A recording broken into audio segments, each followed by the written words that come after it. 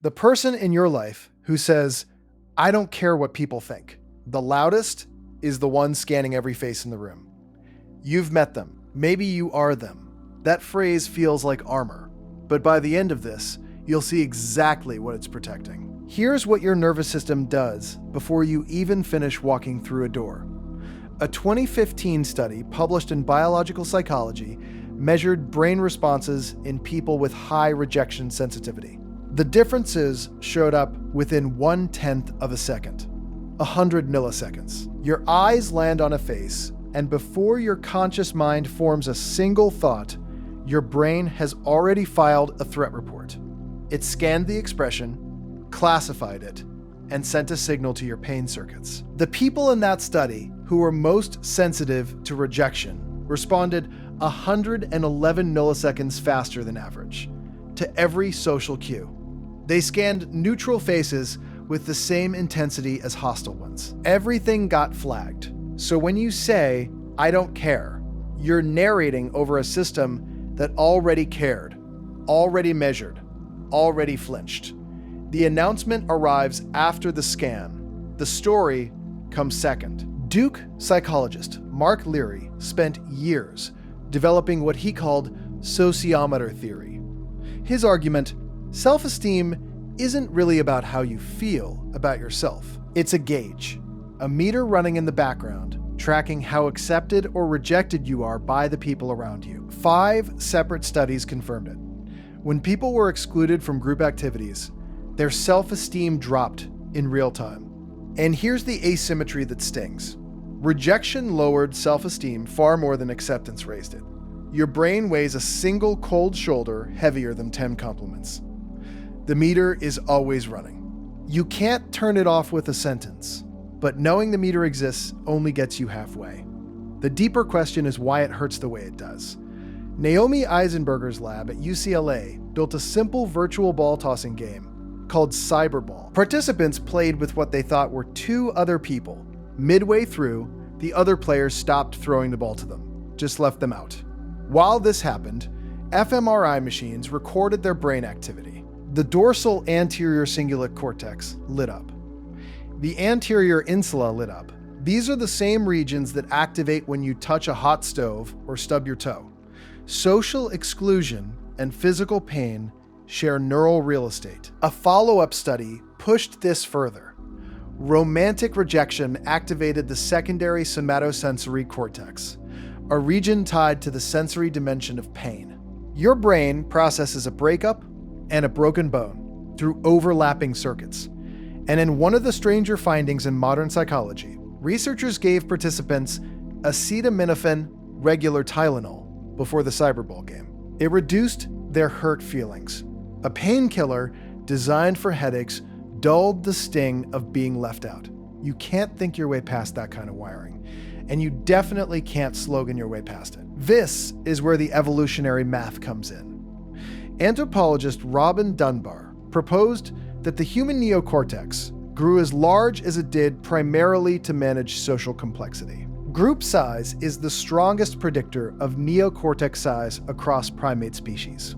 For most of our history as a species, getting expelled from your group meant losing access to food, protection, mates, and shared childcare. Ostracism was a death sentence with extra steps. So the brain evolved shame and guilt as early warning systems, emotions designed to stop you from doing the thing that gets you kicked out. Every human alive is running the software. Declaring you don't care what people think is like declaring you've opted out of gravity. But the reflex to announce it, that's the part worth examining closely. Anna Freud described a defense mechanism called reaction formation. It works like this. When a feeling is too threatening to acknowledge, the psyche generates its opposite and presents that opposite as genuine. Someone terrified of vulnerability performs toughness. Someone obsessed with others' approval performs indifference. The giveaway is always the intensity.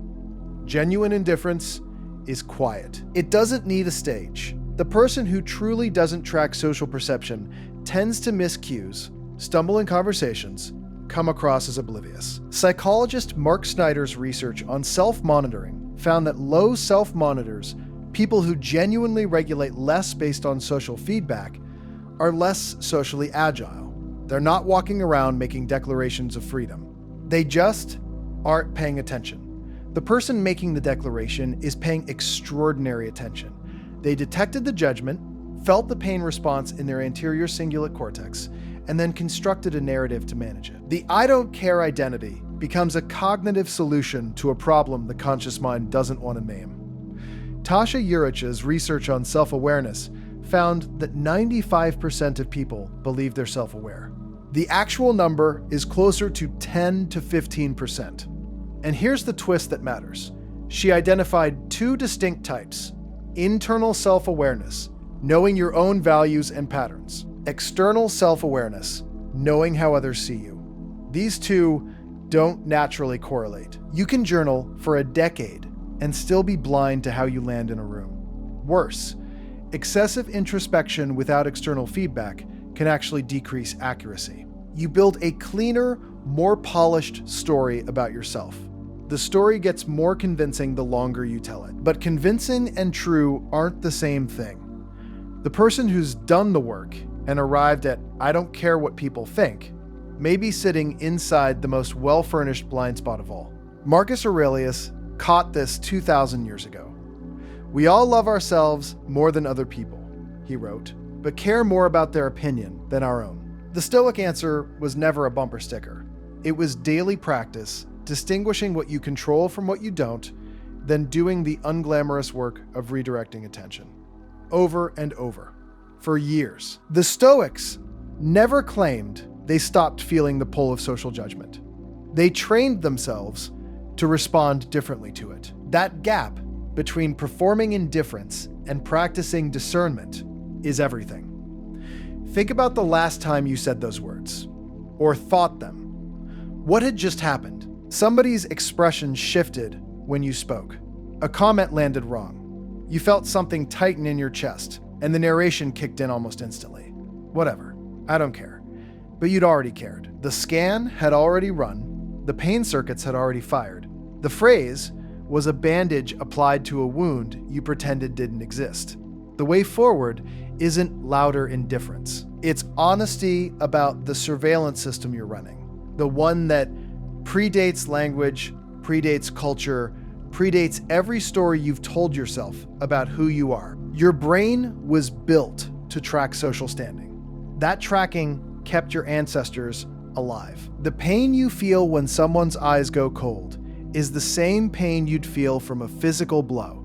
Same circuits, same neurochemistry, same genetic architecture through the OPRM1 receptor. Freedom from that system doesn't start with "I don't care." It starts with "I notice how much I do."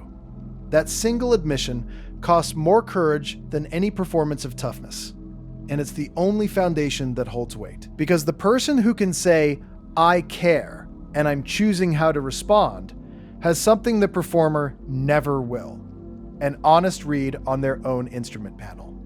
Your sociometer is running right now. It was running before you clicked on this video. It'll keep running after. The question was never whether you care what people think. The question is what you do with the data.